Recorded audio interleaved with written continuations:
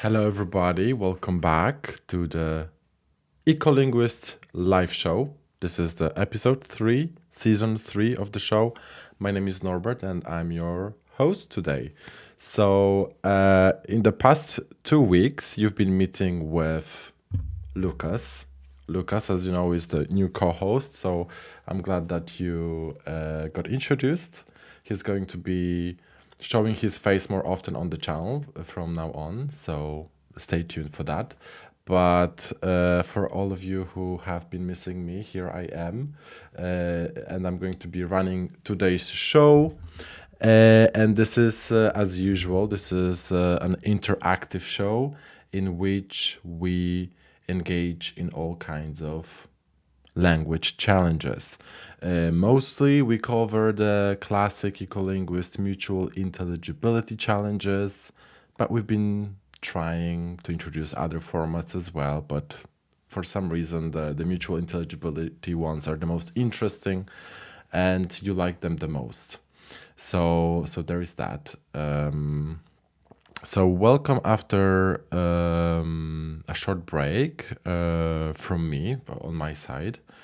Let's have a look quickly at the comment section.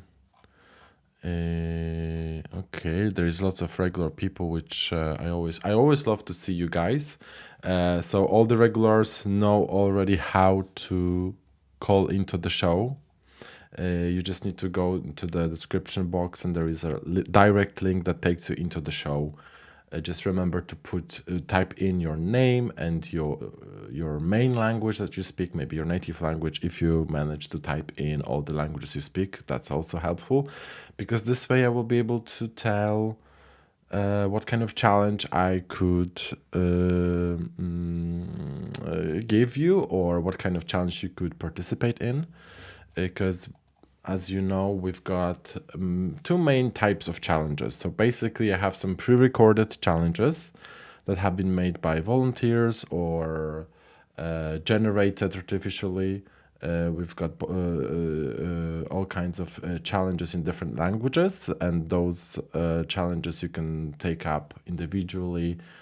Basically, you just call in and I will play an audio sample for you. You have to guess what kind of word is described in a language that belongs to the language family of a language that you speak natively or you have been studying for a while, basically. So if you don't if you're new here and you don't know what mutual intelligibility is all about, it's all about communication between speakers that speak languages that belong to the same language family, but without prior learning.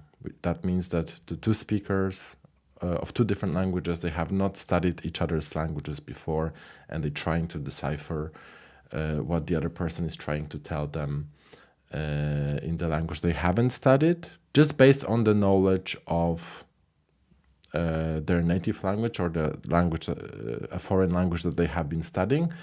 And this phenomenon is called mutual intelligibility. Because there is a lot of common roots, common grammatical structures. Languages have been evolving forever, and there are language families for a reason, because there is a lot of similarity, especially when it comes to vocabulary among languages that belong to the same language family. Usually the main challenge is the pronunciation or grammatical structures that we are not used to. And we mainly focus on the channel, but basically on the channel we are focusing on Slavic language family, Romance language family, Germanic language family, and recently we've been introducing languages like Lithuanian, Latvian, Estonian, Finnish. We did a couple of episodes with Celtic languages, which were quite fun. Hopefully we're going to have more of that. So basically I have challenges prepared mostly for Slavic, Germanic and Romance languages, and Finnish, Estonian, Latvian, Lithuanian and Latgalian. So if you would like to participate in the show tonight and you want to see if you can understand those languages, just call in and I will play the language challenge for you there. And what else? But you can also call in and present your own challenge. So you are very welcome to devise your own challenge in your language, and then we can pair you up with another caller so you can deliver the challenge and you can have some mutual intelligibility interaction live on the show. And if you're maybe you're camera shy and you don't really want to call in because of that, but you still want to contribute to the show, there is a way to do that as well. You can just go to the website, Ecolinguist website, scroll down a little bit, and there is this an icon of a phone, a landline phone, the old school one.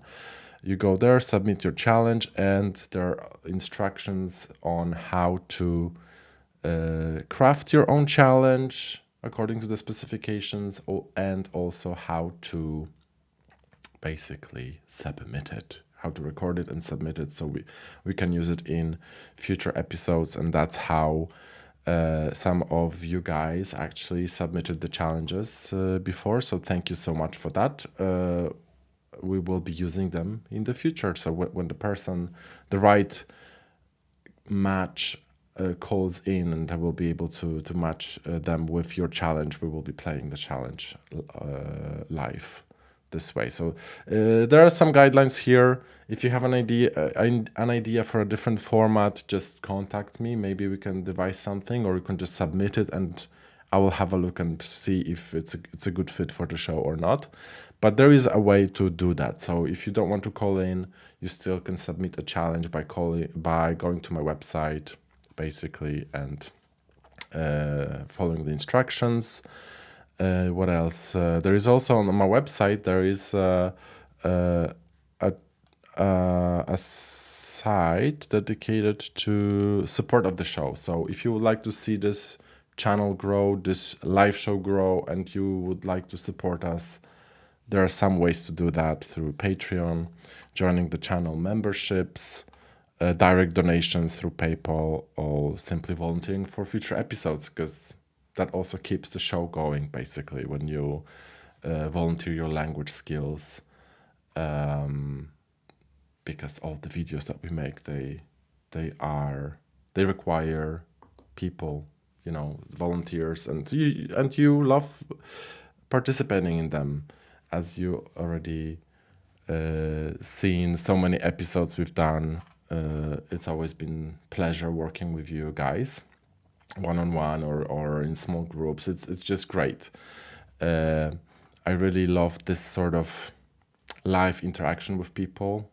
Sometimes maybe if you follow me on other social media, you will notice I'm not that active on other social media. I prefer to meet you guys in this way, more in a live stream, or through a video, or when we are working on a project together, and we have lots of Zoom meetings and stuff like that. This is the way I operate, basically. The social media thing is a little bit too overwhelming for me.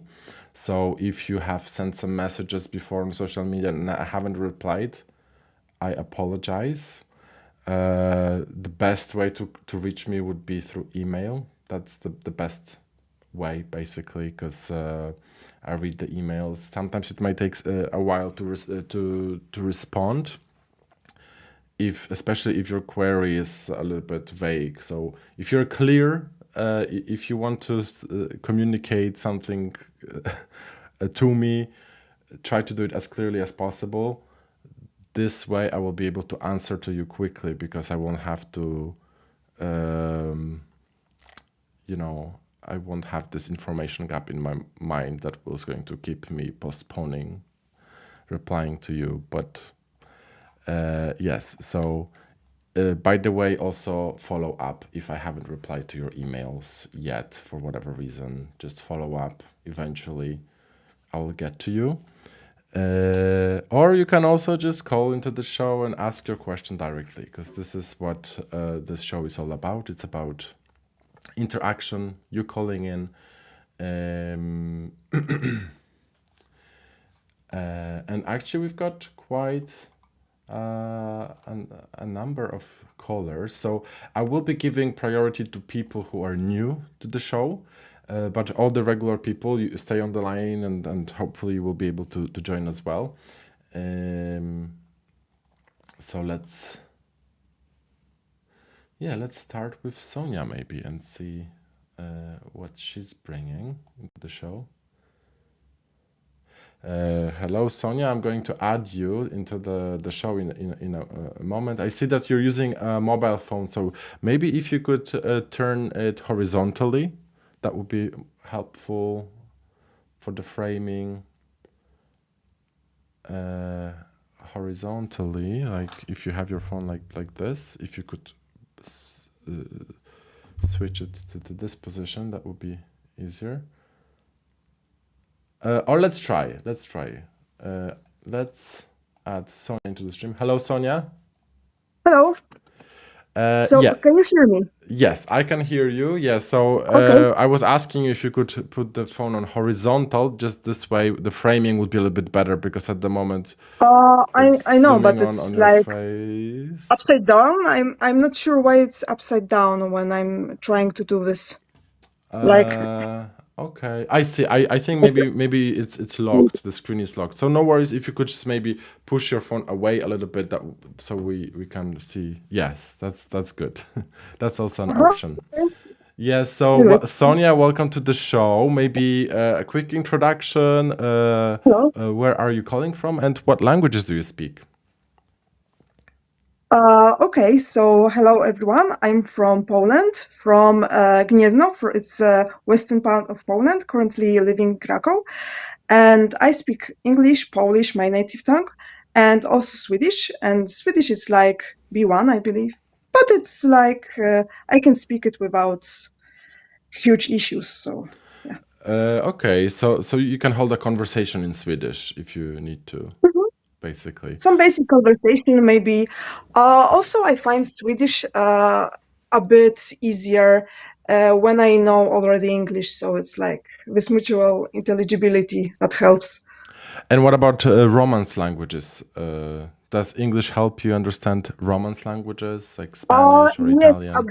a bit. Hmm. Some words are similar, but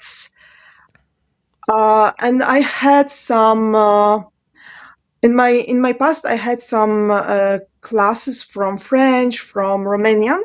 But now I'm more into Germanic language mostly, and also a bit languages from Asia like Japanese and Hmm. Hindi Hmm. as well. Okay, So okay. Great. So you are you familiar with the mutual intelligibility format on the channel? yes, as I was watching your channel for a while. So yeah.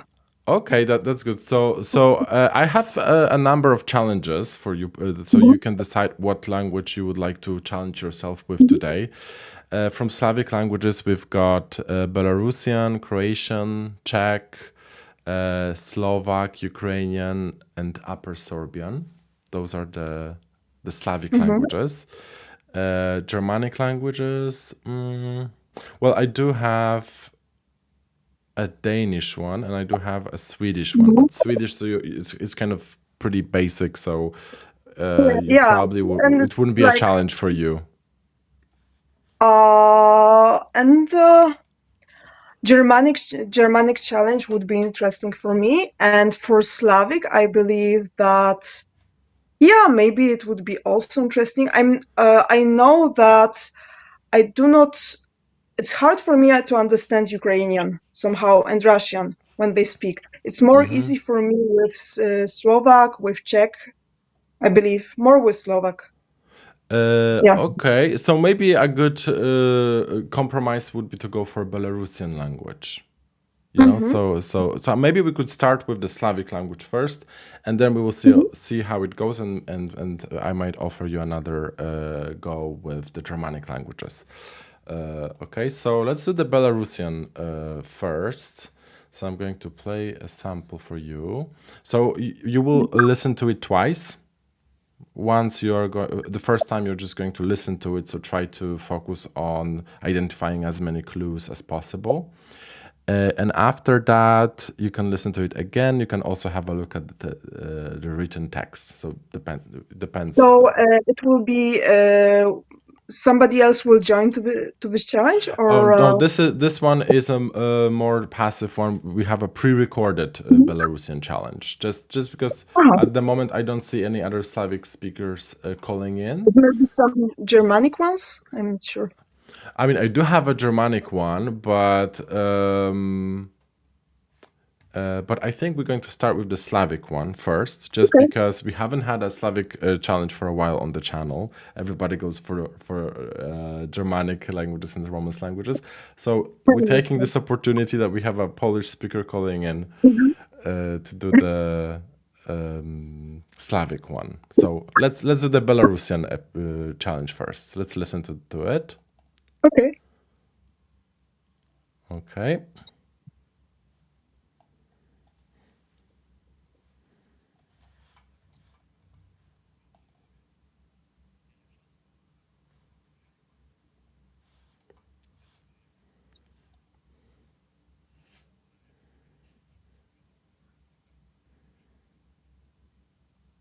So is it playing or?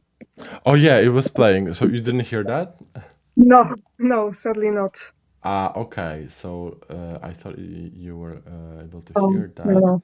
But if not, no worries. Let me just fix that sound Mhm. effects.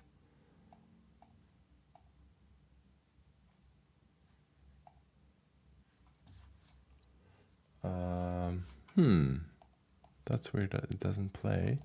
But no worries, I can quickly fix this.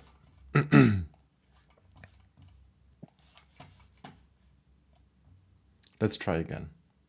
Што гэта? Гэтую Can you hear that? Yeah, Okay. there was something. Што гэта?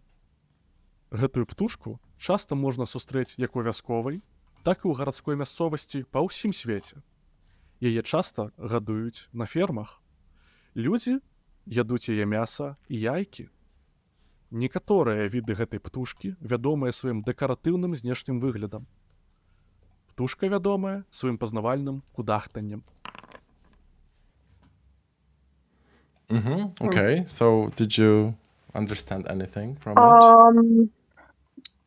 Just a bit, like some words were similar. I believe that this person asked at first, "What is it? What is it?" And then started to describe a thing that was something to eat or something according to people that eat eggs, and I'm not sure now. I don't remember. Possibly meat, but something with eating, basically. Okay, so now you can listen to it again, or you can listen to it again and have a look at the text. Which option? Okay. Do you want to see So the text? let's listen again, and because Belarusian has Cyrillica, right? It uses both. So let's listen to it again, and after that we're going to have a look at the text. Okay? Okay. Let's listen to it again. Што гэта? Гэтую птушку часта можна сустрэць як у вясковай, так і ў гарадской мясцовасці па ўсім свеце. Яе часта гадуюць на фермах. Людзі ядуць яе мяса і яйкі. Некаторыя віды гэтай птушкі вядомыя сваім дэкаратыўным знешнім выглядам. Птушка вядомая сваім пазнавальным кудахтаннем. He talked about that there is a type of things he talked about, and some of them are well known all over the world and being eaten. I'm not sure.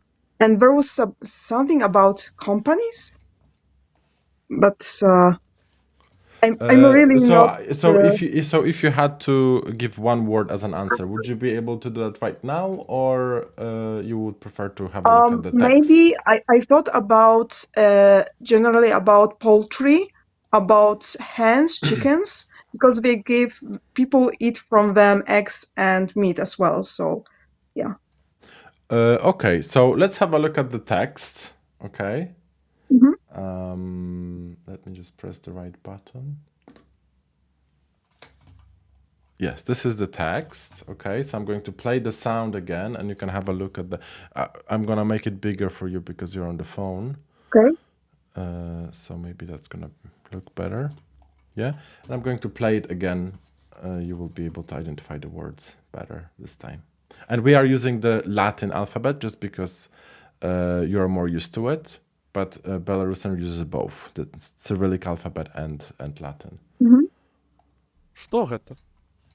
Гэтую птушку часта можна сустрэць як у вясковай, так і ў гарадской мясцовасці па ўсім свеце.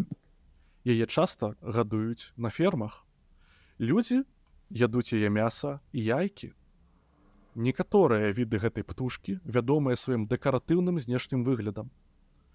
Птушка вядомая сваім пазнавальным кудахтаннем. Okay, so I believe it's chicken, because they have different races, and some of them are really beautiful. And here in the text, there is a part mentioning that this type of bird can be really beautiful, just like having some ornaments. And also that you can recognize this bird from its specific sound that is called gdakanie in Polish. So, yeah. Yes, this is correct. So this is a chicken or a hen. And how would that be in Polish? Kura. Kura, it's just a hen. Kurczak, it's a chicken. It's a chicken, So, kurczak. Yes. yeah. Absolutely. And then let me just play the Belarusian version of that word, which is kuryca. Kuryca, so it's like I feel it like female kurczak. It sounds like female kurczak. Like kura, right? It sounds more like Yes, a bit like Polish word. yeah. A bit Kura. like kura more, yeah. Yes. So let me just play the correct pronunciation here with the Belarusian. Гэта курыца. Kuryca. Kuryca. Yes. Yeah, so now maybe we would do an exercise in which you would try to translate that into Polish. So we can hear the differences between those two. So I'm going to show you the English one. Belarusian version and English version. So you can use both. Okay, so what is it? Sztocheta. They say it's sztocheta. Belarusian. In Polish, it will be co to jest. It You is a can bird. yeah, you can just go with Polish. Like you don't have to translate Okay. from English. Jest to ptak, którego często można znaleźć na terenach wiejskich i miejskich na całym świecie. Często jest hodowany na fermach. Ludzie często jedzą jego mięso i jajka. Niektóre gatunki są znane ze swojego dekoracyjnego wyglądu. Przepraszam, feathers. Piór. Jest znany ze swojego charakterystycznego gdakania, dźwięku gdakania. To jest kurczak.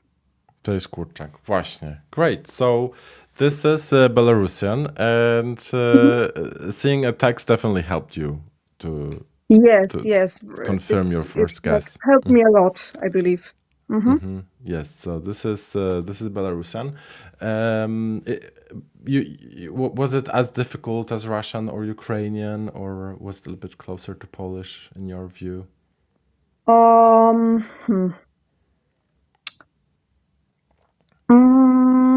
Maybe I'm not sure now. It a bit reminded me some words in Czech when for example this heta, što je heta, it sounded for me a bit like Czech, and I could recognize some words, so it wasn't as hard, but I still would believe that they can be on the same level for me as with in terms Ukrainian. of difficulty. Yeah. Okay, great. So we've done the Slavic languages challenge now, and I think we could move on to the Germanic one. Let me see if there is any other people calling in that could participate in this.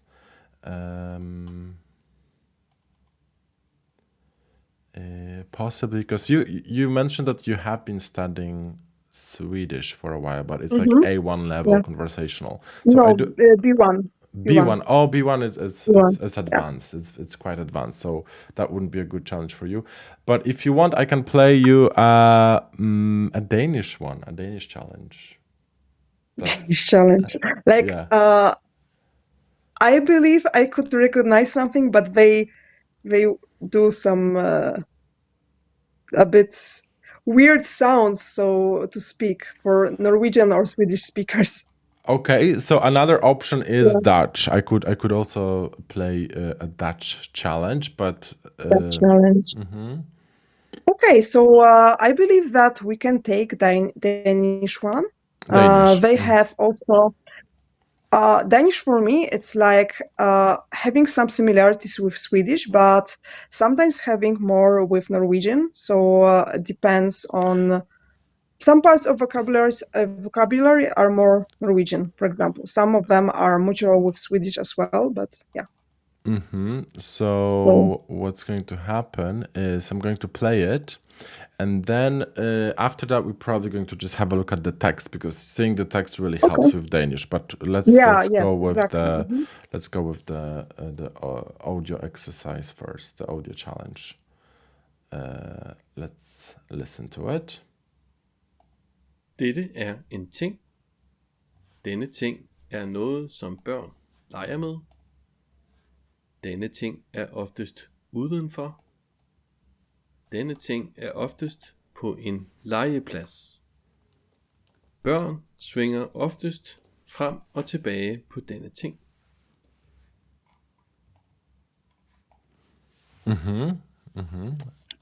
Okay, so it was a does it bit ring a bell? complicated for me. Yeah, I mean, I believe that this person said that there is a thing and you can put it in something in a kind of bag, but I'm not sure. Like, and there was a word that was similar to legs in Swedish, ben. But Okay. I'm not sure still. So yeah, with text it would be really helpful. Let's have a understand. look at the text then. So we're going to have a look at the text, and I'm going to play it again as well, so you can combine audio and video, auditory and visual cues together. Dette er en ting. Denne ting er noget, som børn leger med. Denne ting er oftest udenfor. Denne ting er oftest på en legeplads. Børn svinger oftest frem og tilbage på denne ting.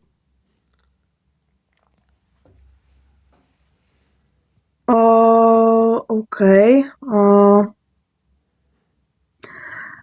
Denne ting er något som the second line I can understand the half of it. Burn. Burn reminds me of björn. It's a word for bear in Swedish. A bear. So yeah, a bear. And third line, I believe it says that this place is usually under something, maybe under the ground. Lägerplats. Now I believe that it's like a kind of lair. So I would say that it's a cave for bears. For now. A cage for a bear. You said a cave, like a bear cave. But I'm not sure. But maybe. No, this is not that. It's not cave. It's an interesting guess.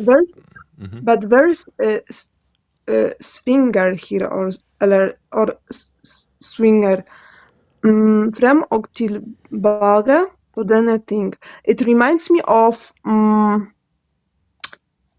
a swing. So maybe barn here, it's a word for barn. So barn in Swedish, it's child. So maybe it's a swing on which children swing. So yeah, it can this be is as correct. well. This is correct. Yes. So this is a swing. So your second guess was good. The word here, swinger, gave it away. Let's see how the word is pronounced in Danish. Let me play this. Dette er en gynge. Dette er en gynge. Exactly. So this is a swing. How would a swing be in Swedish? I'm not sure. Like, I don't use this word, and I wasn't using it at all, so I'm not sure. Okay, let me quickly check. Let's see if people in the chat say anything.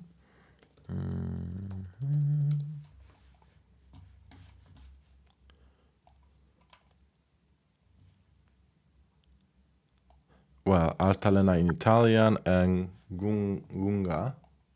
Gunga. Gunja in Swedish. Yeah. Okay. Yeah. And Charto said So that it's bear in Swedish would be yeah. No, in it's Norwegian or Danish.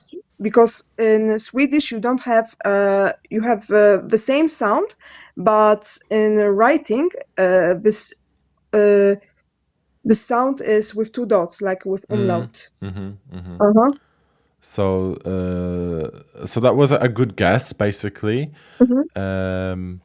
Brian says Burns. Burns is children in in English, in Scottish English, for example. It still exists.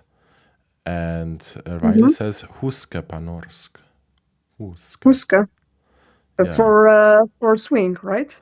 Yes, I suppose so. I suppose so. Let me just quickly double check that. Or maybe not, because in Norwegian, swing is a swing in Norwegian, and huska. What does Riley mean? Huska.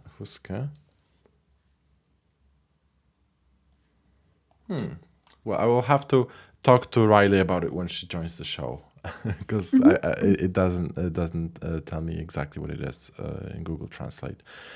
Okay, so that was a good one, Danish one. You got it. You got there in the end. Yes, which from the last sentence. Yeah. Which is good because Danish is considered quite difficult Germanic language. Yeah, and these words used here, more of them. I mean, the ones that are similar to Swedish are not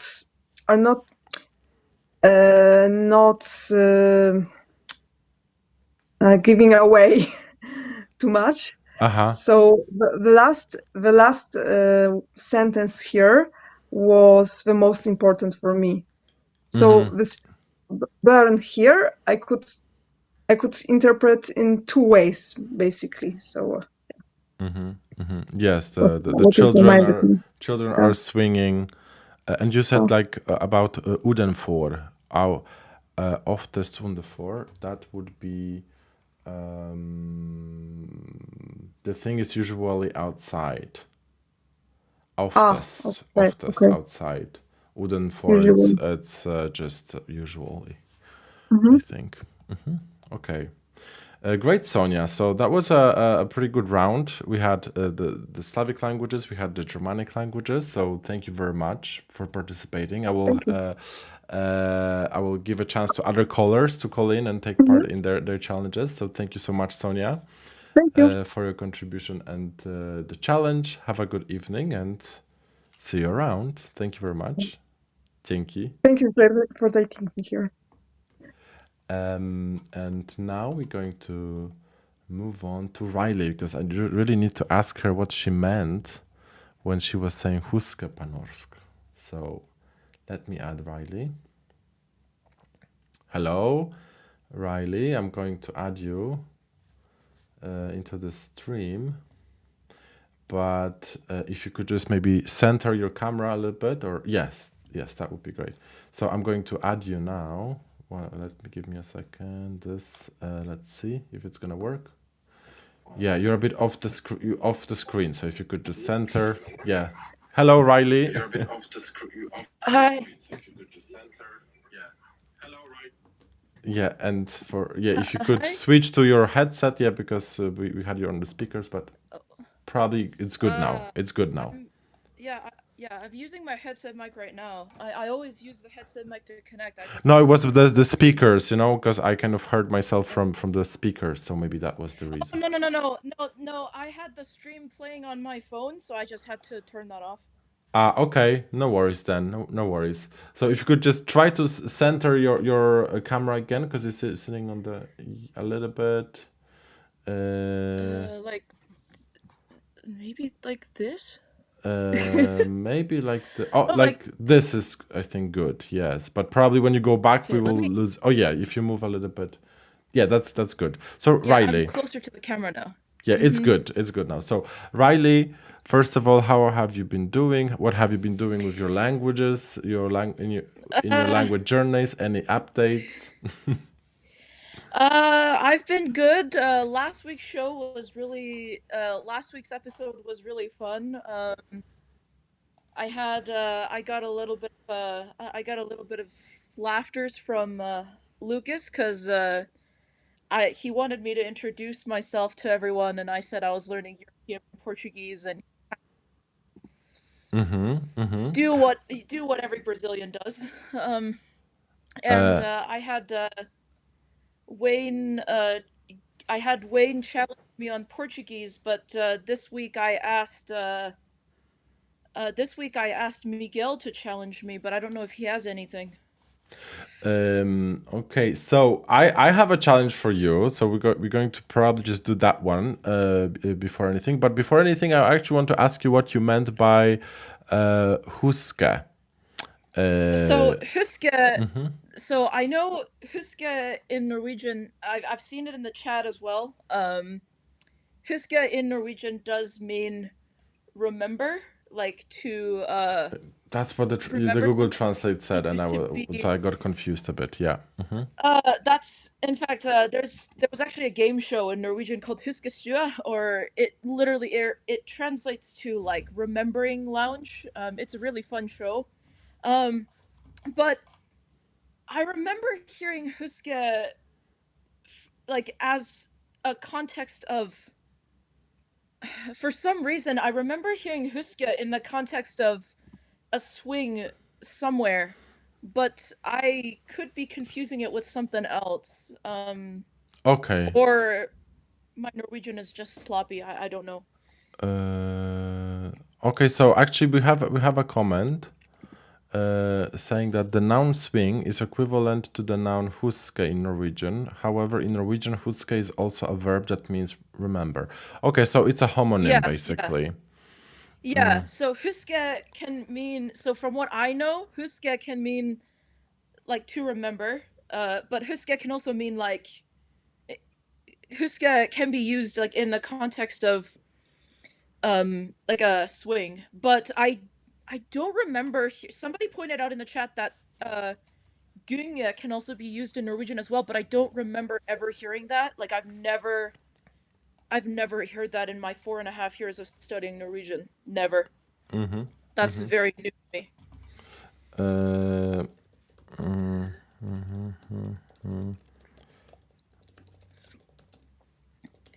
So basically, we have a Polish word huśtać, which means to swing, which is kind of interesting, an interesting connection there. So I'm just going to quickly explore if there is any connection there.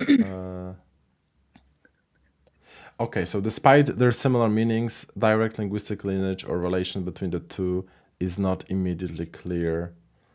Yeah, so that would require a little bit more investigation if they're connected. But anyways, it's kind of interesting to see that. In West Frisian, it's huske. Huske is a little house. Okay, so now people coming up with words that sound the same. So we're going to move on from that then. Because there is always so many words that look the same but mean something completely different in other languages. But here with Polish huśtać and the Norwegian huske, I thought maybe there is some sort of connection because of the meaning is the same. Good. So Riley, I actually prepared a Swedish challenge for you this time around. Because we always focus on Romance languages, but I think it would be a good occasion to do the Swedish since you are in your Norwegian mode. today, and we Yeah. we already done the Danish challenge. So let's do the Swedish one. I have an easy Swedish challenge and a difficult Swedish challenge. So I will let you decide what level you God. feel like taking on today. Well, the last Swedish challenge that I did with you was on the last episode of season 2, and that was really, really easy. I'm going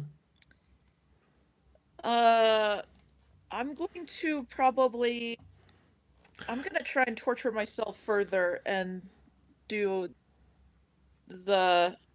something that might be a bit more difficult. Something more difficult. Because another challenge would be to trying to translate that easy one into Norwegian, so that we could combine that. Okay. Yeah, So- maybe we'll try the easy one and see if I can translate that better then. Yeah, that would be like a double challenge. So I'm going to be playing that challenge then, and you try to remember as many hints as possible and try to think about translating them into Norwegian.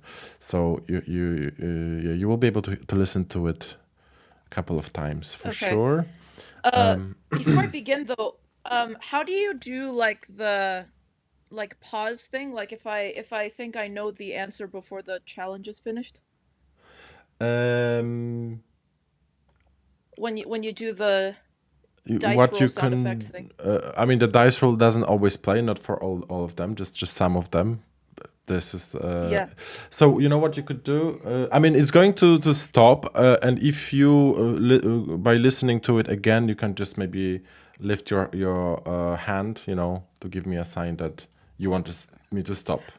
Oh, like this. Okay. Yeah. So I will Okay. I will pause the Okay. the one. So let's see if you're All going right. to be. Let's first see. test the sound if you can hear that. Did you hear that?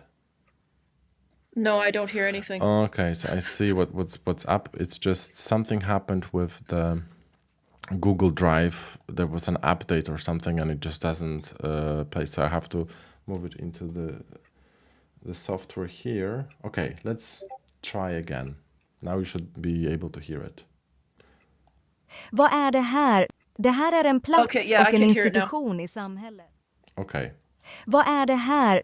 Det här är en plats och en institution i samhället.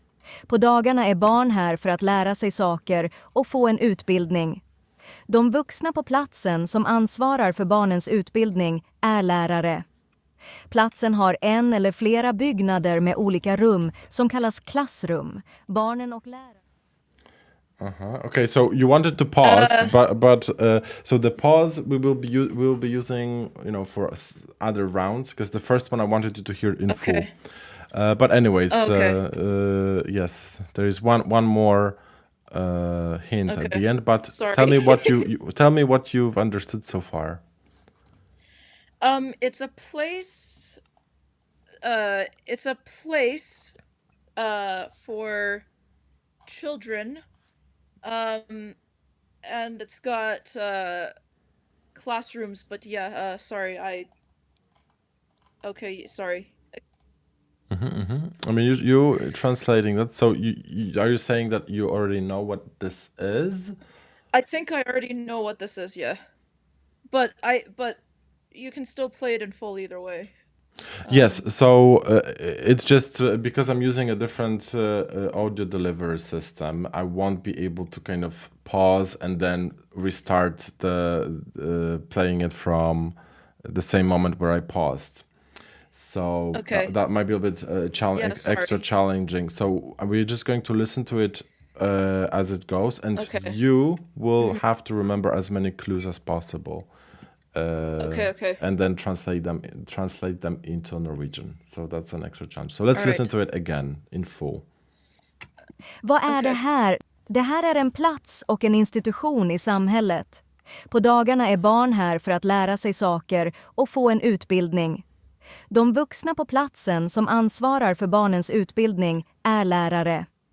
Platsen har en eller flera byggnader med olika rum som kallas klassrum. Barnen och lärarna har lektioner i olika ämnen, till exempel matematik, historia och kemi. Okay. Hva er dette? Det er en plass Det er en plass the institution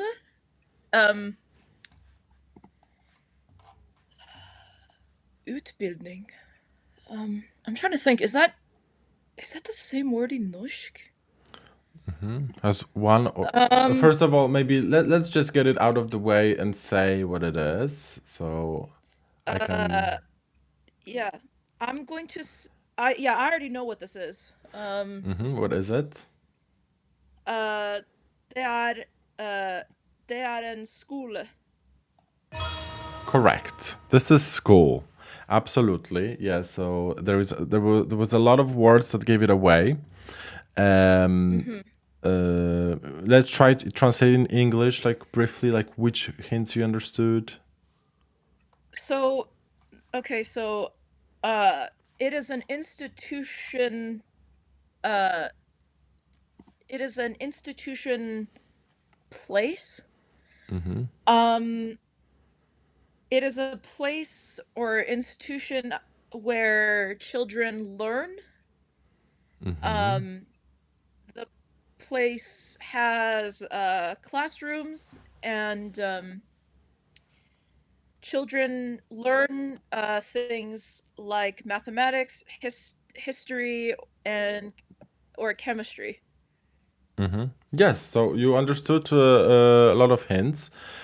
So now, as I said, we are going to translate them into Norwegian, but I'm going to display the text on the screen for everybody to see in the English translation. And I will be reading to you the hints in English, and I want you to translate them into Norwegian, okay? So first of all, I'll try my best. This is a place and an institution in society. Det er en plass og institusjoner i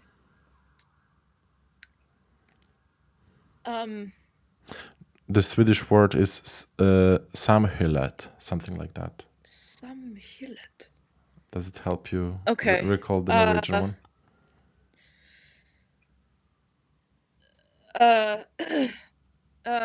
No, not quite. Okay. Although the chat could probably help me a little bit. Let's see. So the Norwegian one is samfund. Samfund. Oh, okay. Yeah, I did that. That word is so new to me. Okay. During the day, children are here to learn things and get an education.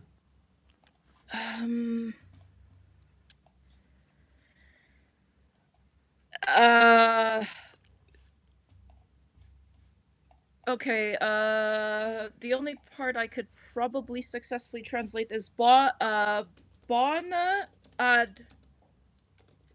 had til lære I'm still trying to figure out what utbildning is. Utbildning. The place has one or more buildings with different rooms called classrooms. Okay, yeah.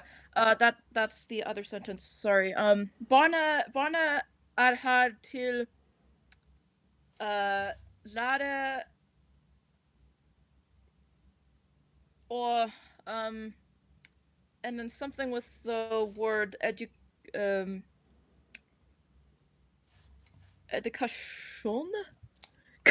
Classroom. Yeah. And then the next sentence would be Classroom. det her en og mer I don't know if utbildning, if that's used in Norwegian or if that's something else, or if there's a specific word that's more related to Danish that describes a building in Norwegian.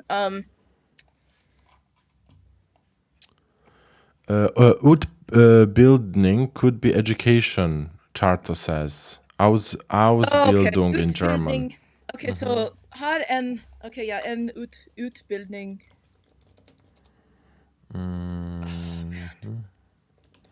Okay, you're almost there. So, yeah, utdanning. Utdanning. Utdanning. Utdanning.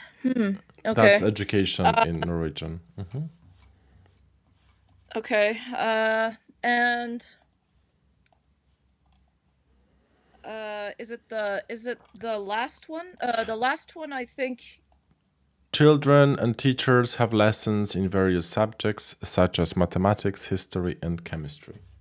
Okay. Barna I lärare har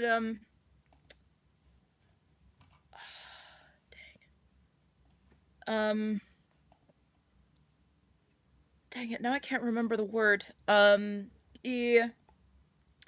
I know the last few words there translates to matematik.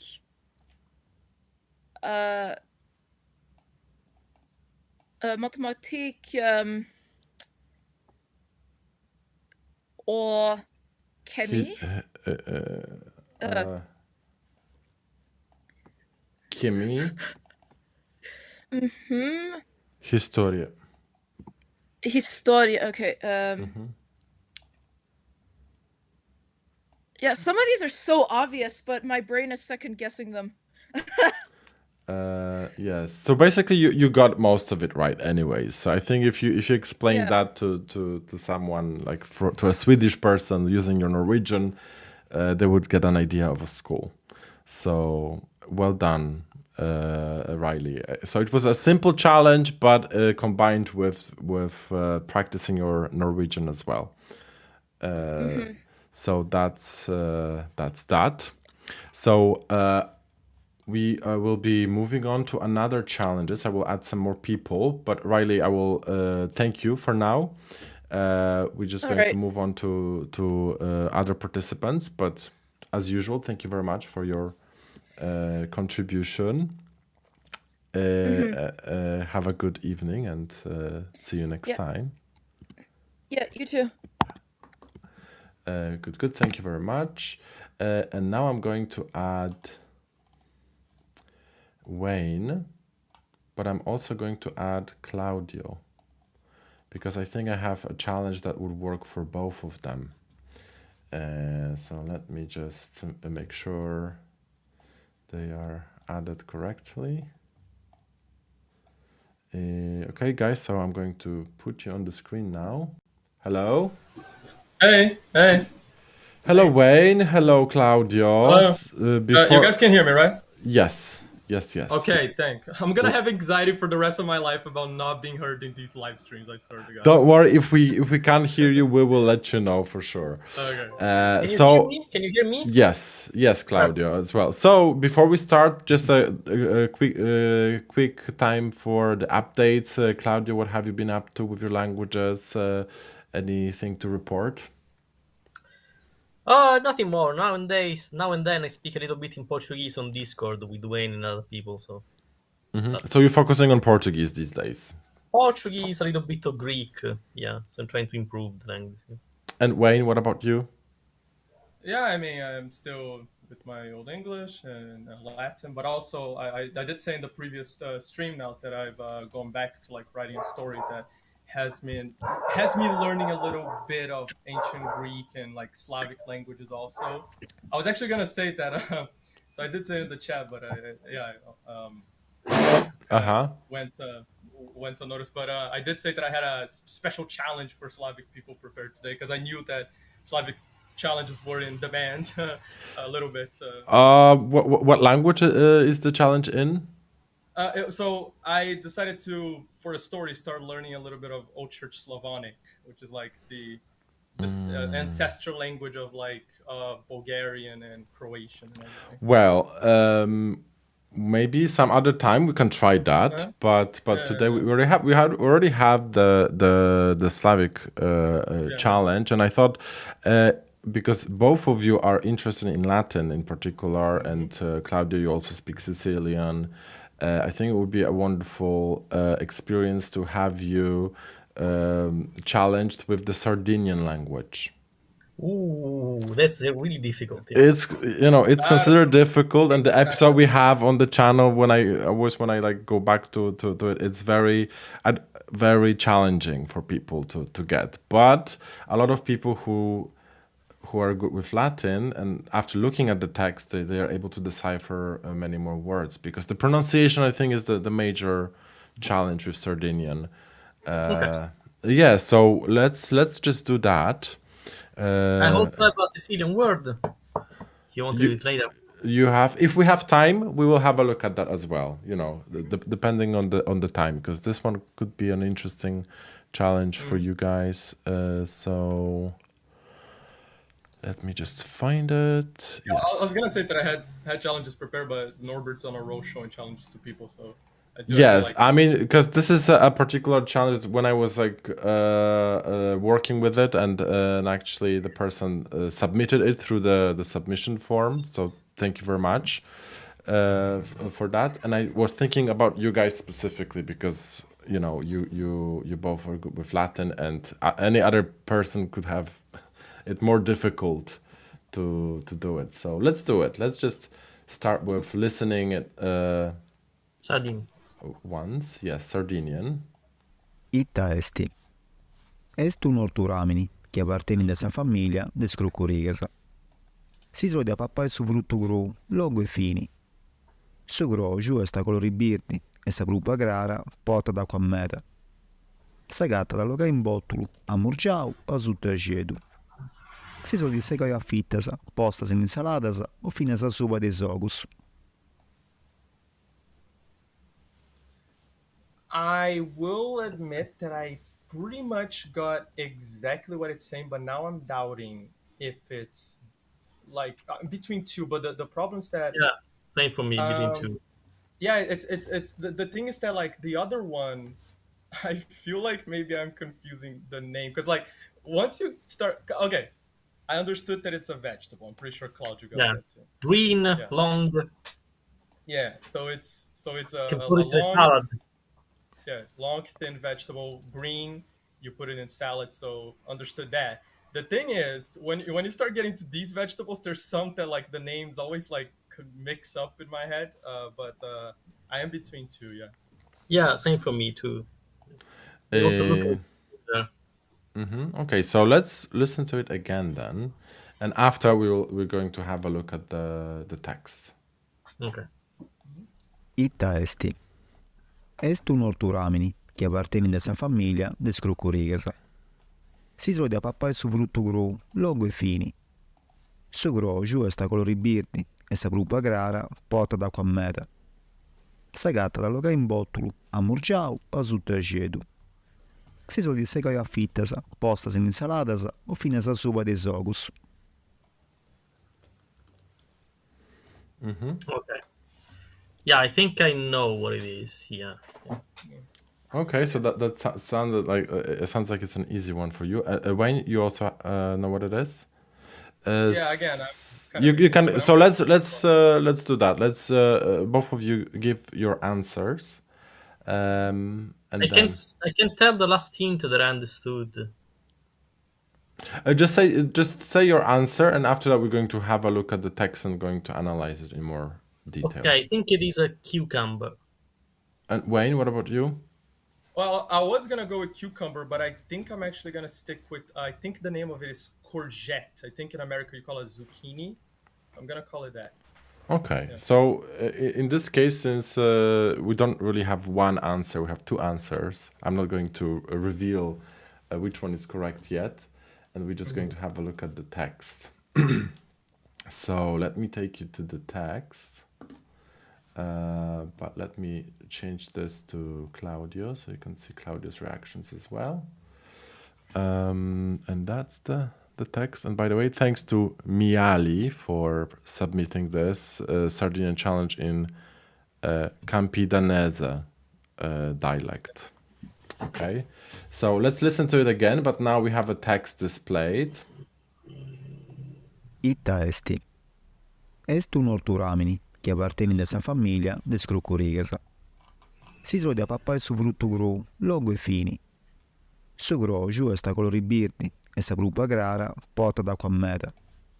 Sa gatta da logare in bottolo, a murgiau o sotto a cedu. Si sono di secare a fittasa, postas in insaladas o fine sa sopa dei sogus.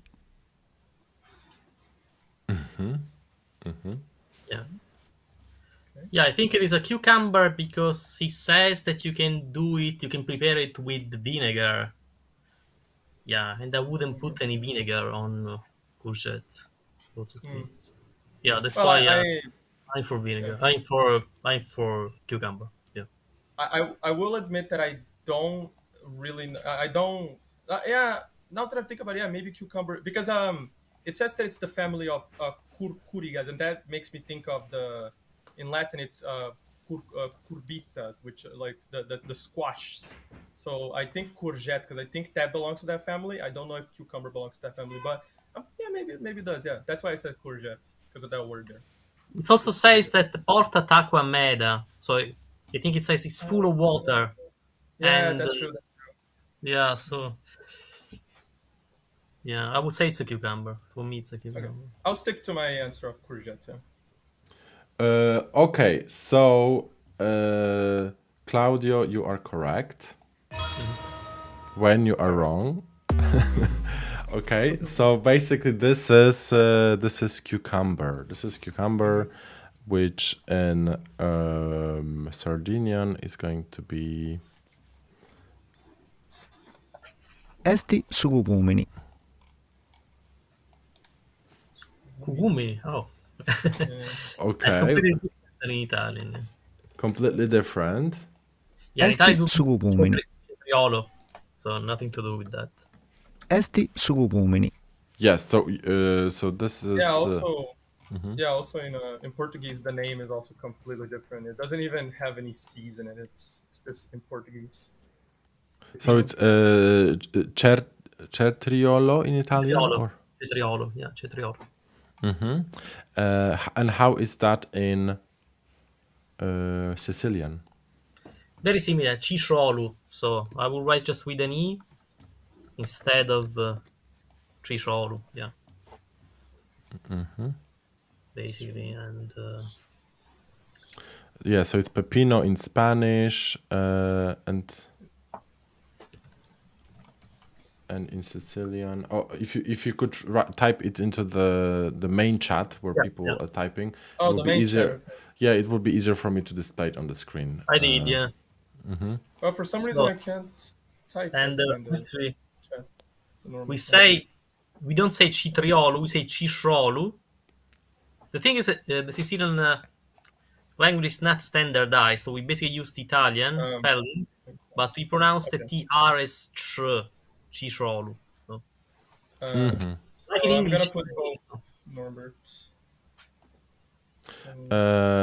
Agurk panorsk and gurka a islensku. That's interesting because ogórek in Polish, so it's closer I to think that. it's a Slavic word. Yeah, I think it's a Slavic word. So Because yeah, in German, it was definitely taken from Polish. Gurke. Then I think from German, then you went into the other Germanic languages, and one of the cases of Slavic words in German. Yeah. okay, I just recalled what it is in Latin, yeah, because I'm pretty sure this is where the word in English So came from. how is it in Latin? Cucumis. Okay, Okay. kukumis. So Kukumis basically, in Latin. yeah. Okay, So so guys, let's decipher this Sardinian text now. Maybe let's go line by line, and let's start with Wayne. Go with the first one. Try to translate that into English first, and then maybe try to translate it either in Portuguese or Latin, or just tell us like how did you arrive to that conclusion? Okay. So yeah, ita est. I mean, that is pretty much just Latin in a way. Ita est, like, but in Latin, this would rather mean, is it so? Like, is it this way? But here, I'm pretty sure it means what is this? So, so what is this? So it's so orturamini is a vegetable. Yeah. Orturamini has to do with the horta. Yeah, in Portuguese, that would be the vegetable garden that belongs to the family of the squashes. Yeah, and si solit. So I know this verb solit here because of Latin. It means it's usually. So it's usually eaten. So wait, so the other part we're going to wait for Claudia to do. Let's Yeah. do sentence by sentence. So I'm so sorry, I have a there you go. problem with my Sorry. screen. Then I have to watch you. you don't see the screen. Well, okay. So No, it's okay. Wayne, just Now translate. I can see you. Now I can see you. Okay. Wayne, that first sentence, if you could translate that into Portuguese. Ok. Então, que é um vegetal, um legume que pertence à família das. E now I will admit that I don't know how to say squashes or these things in Portuguese or purpurigas. In English it says gourds. I never heard gourd. that. Yeah, but I also don't know how to say that in Portuguese. I'll admit. I know what family that is, but I don't know in Portuguese. Cabaças. Cabaças. Cabaças, okay, cabaças, okay. Yeah, I suppose that's right. Família das cabaças, okay. Good. Let's move on to the second sentence, and Claudio, you could translate it into English first, and then into Sicilian or Italian. You can eat it raw, long and thin. Se lo puoi mangiare crudo, lungo. È un frutto che mangi crudo, lungo e fine. Strecco, sì, fine. Good. And Wayne, your turn. Okay. So its color is green, and so a sua cor é verde. No, croxo.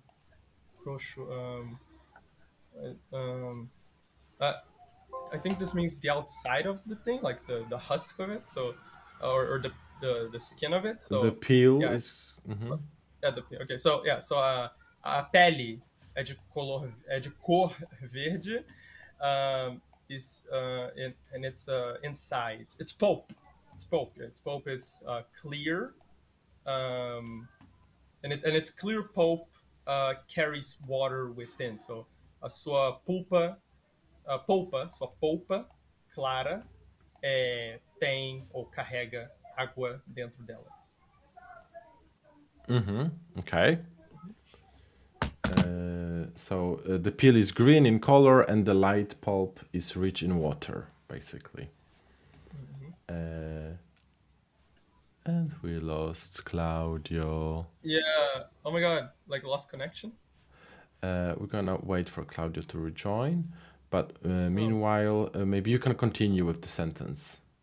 Okay. Okay. Sagatata logal. See, I think I know what this means, but can you tell me what this actually means? Because I'm kind of lost, but I think I know what it means. It is found, preserved in. Yeah. So se encontra. If I were to use the exact same words in Portuguese, they're kind of like analogous to this. It would be se encontra localizado em garrafas, bottles, bottle here. Jars. Em jarros. Amarjal, eu não sei o que é amarjal. Brine, in brine. Tipo amargo, mas não. Eu acho que em português a gente diria de molho, talvez, eu não sei. Essa this one I don't kind of know how to really say, because I understand brine, I just don't really know how to say brine in Portuguese. Suta de achedo. Yeah, this one I also don't understand. Suta. Well, in Portuguese it would be imsalmora. Does that make sense? Em salmoura, okay, em salmoura. Okay. So it actually even connects to that word a little bit. Amorial in salmoura. Suta de achedo, I also don't get that one. Suta de achedo. Vinegar. In vinegar. Oh, okay, yeah. Okay. I actually get that. I actually get what word that is because of Latin. In Latin, it's accia. But in Portuguese, we say vinagre for vinegar. Okay, okay.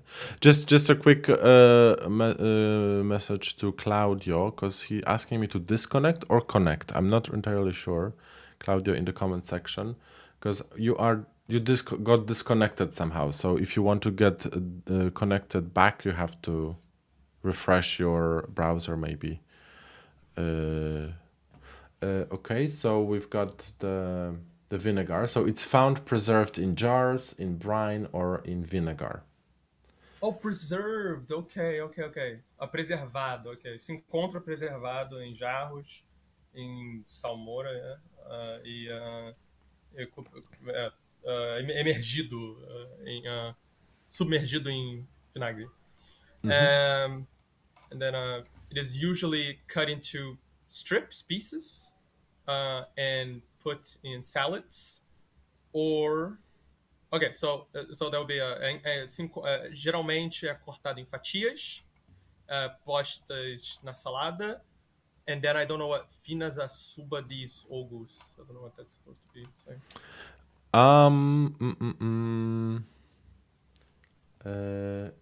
It's customary to cut it in slices, placed in salads, or even on the ice. On the ogus, like oculus. Oh my god, no, okay. You know what it is? I didn't realize that was what it was saying. Like, I understand that people put cucumber in the eyes, like in spas, but I didn't realize that was. I thought we were still talking about food. I was like, what is ogus? I thought it was a food, but okay, yeah. Ou até como é que fala? Em cima, suba em cima dos olhos. Isso, em cima dos olhos. Those oils. And yeah. How do you say this is a cucumber in Portuguese? É pepino. É pepino. Good. So now we're going to add Claudio, and Claudio will continue translation. What language you want to continue your translation in, Claudio? Sicilian or Italian? Italian.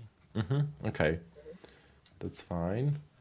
So you got cut off with the third sentence, I suppose. We were talking about it's found preserved in jars, in brine or vinegar. I mean, that would be interesting to know. How would you say that? The fourth sentence there, Claudio. Last one? No, the fourth sentence. Actually, I'd remain stuck that sucroscio is that the fourth one. Okay. You can do that as well. La pelle è di colore verde e la polpa è piena d'acqua. Then it gets preserved in jars. What did you say? In jars, in brine, or in a vinegar. Ok. Si preserva in barattoli, in salamoia e sott'aceto. Aceto. Aceto is the word. Aceto. Aceto. And then postas in saladas means it gets put in salads. What does the rest mean? Placed in salads or even on the ice. Ice. On the ice.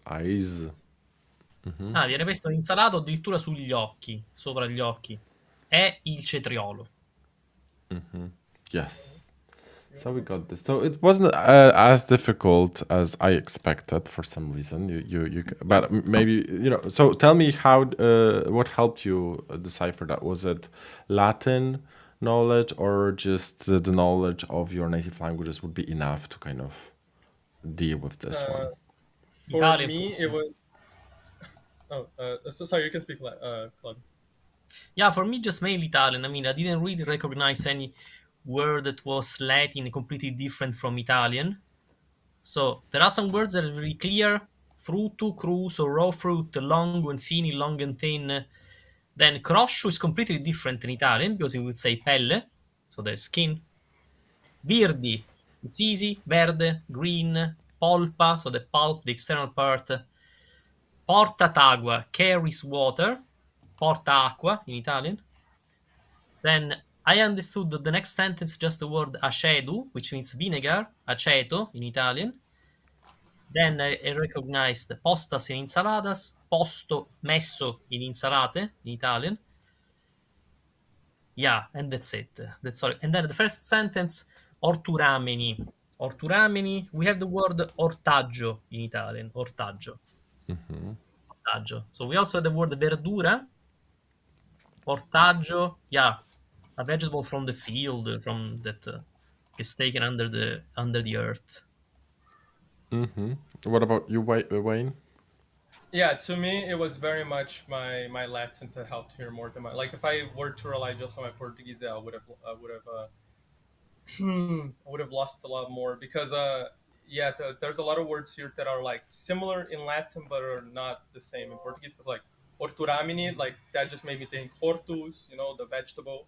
But in Portuguese we say verdura or legume or vegetal, so not at all the same. Like apartenit here, like the verb is apartenio in Latin. It's not really that verb in Portuguese, and so I wouldn't have gotten that. And then also like segai at the very end, like segai fitas, because in Latin the verb is secare, which is to cut, but in Portuguese we say cortar. So again, that's like has nothing to do with it. So it was my Latin here that helped. Okay, that's Yeah, just wait. Go ahead. Sorry. yes. So that was an interesting take, definitely. Here, that Latin helped you more than Portuguese. That was a good challenge. Thank you guys very much. Claudio, you mentioned you have a challenge in Sicilian you could potentially run for Wayne. So this is going to be a classic mutual intelligibility stuff. You're going to describe a word. And here, Wayne, you can use whatever language you want, and that belongs to the Romance language family, basically. So you could stick to your native Portuguese, or maybe you could ask questions in Latin, like whatever. Good. So if you're ready, let's just move on to the Sicilian challenge now. Okay, should I write the word? Oh, you were supposed to describe a word. That's the describe, class. okay. That's the classic one. The reason Claudio asked this because usually in the Discord server, what he would do is he will type the word for me first, because the Sicilian words usually are so different that I can't guess at first what they mean, even if he types. Yeah. So it's better to reveal the word at the end, basically. Just first try to just communicate about it, ask as many questions as possible, and talk about it, and see where it goes. So in the challenge, Claudio, don't use the word that you're actually describing, even if it's completely different. Norbert, I'm sorry, but I have a problem again. I think that my screen is broken. I'm sorry, I have to disconnect again. So I won't. Oh. I won't join. You call back as okay. Call us back. I Okay. try. Let's see.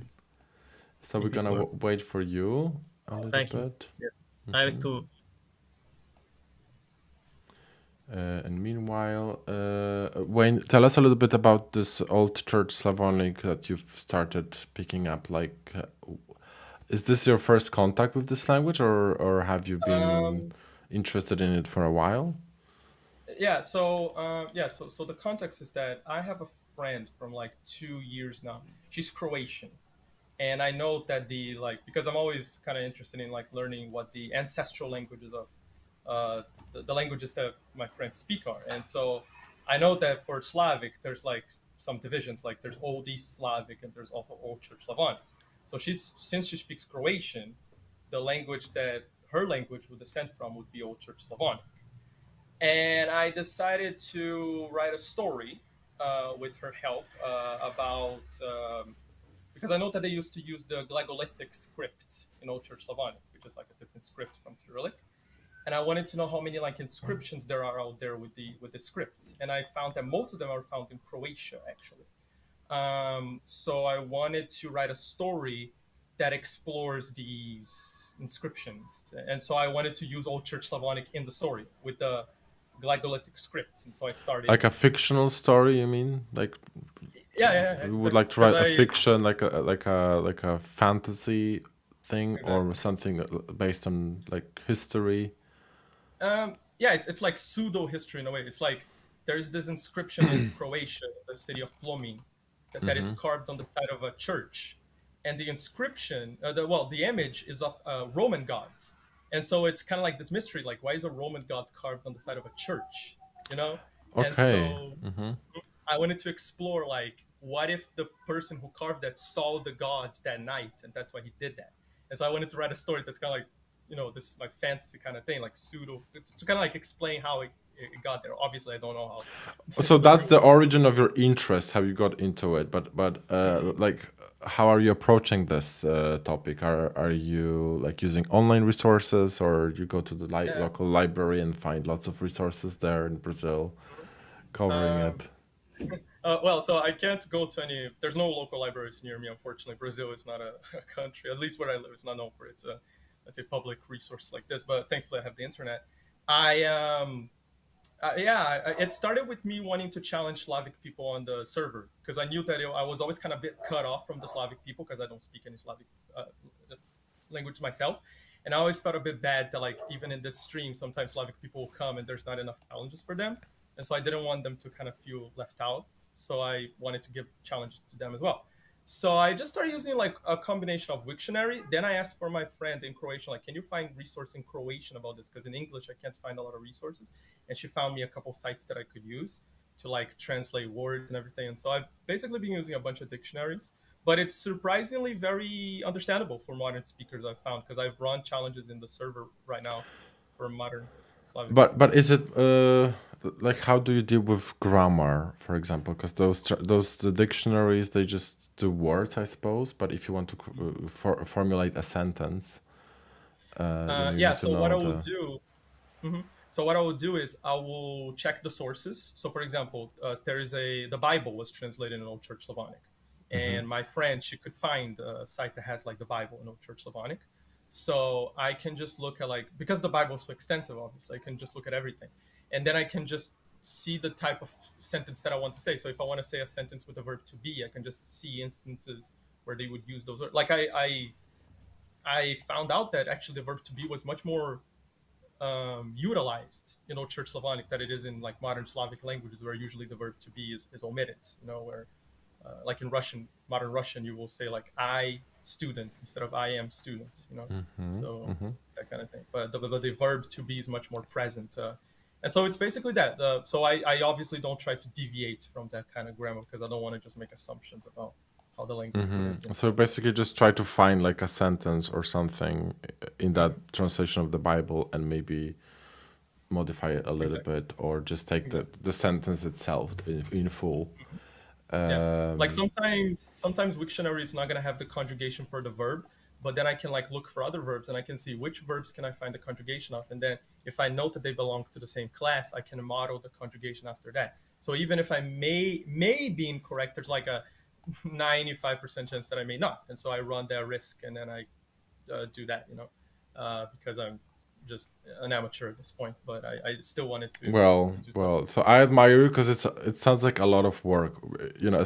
With modern languages, it's just so much easier. There is so many resources that you can just browse through and find whatever anywhere, and you can just Google it basically. But with older languages, the resources are there, but oftentimes they're not digitalized, or you don't really have easy access to it. So that's interesting. So the Old Church Slavonic Challenge would be interesting. So when you are maybe calling in next time, or when I'm next time when I'm around, it would be interesting to have a look at that. And if you could also tell us in more depth, like how you came up with that challenge and the process, the thought process behind it, would be also very interesting. But I see that Claudio, I think, is not going to be joining right now. He has some computer problems, so maybe next time we will be able to run the Sicilian challenge. But for this episode, that would be all. So I will be wrapping it up. So thank you very much, Wayne, as usual, for your contribution. And thank you to all of you guys watching us live today. This was the third episode of the season 3 of the Ecolinguist Live.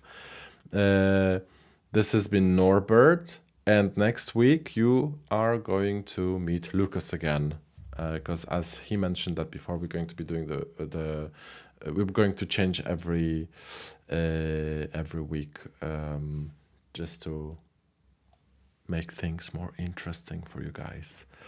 So thank you very much. Have a good evening, and see you next time. Bye bye.